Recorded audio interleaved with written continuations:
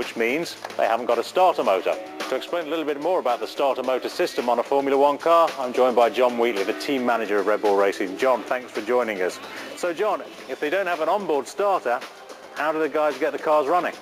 Well, we still do have to start these 850 horsepower V8 cars, and we use one of these. Wow, and I tell you what, it's not light, is it? This is a hugely heavy piece. Starter motor at the back, gearbox assembly here, and a long shaft. And not only that, heavy cabling and that massive battery pack at the side of you.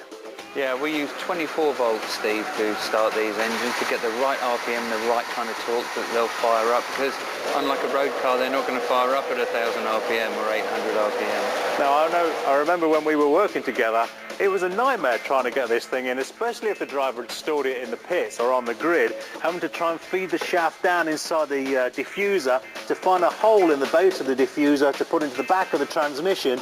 And then if you were lucky enough to be able to do that, because it was pitch black down there working in the pits, and you hit the starter button, then the engine would fire up and you get, what, 600-degree exhaust coming straight back at you. A nightmare of a job.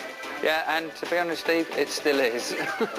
Now, if we've taken all this weight off the car, weight is everything in Formula One, so that's another reason, of course, why you don't have the starter motor on the car. If you take all this weight off, the battery pack, the starter motor, the huge cabling, what's the payoff? Steve, you just hit the nail on the head. The payoff is our car battery is that.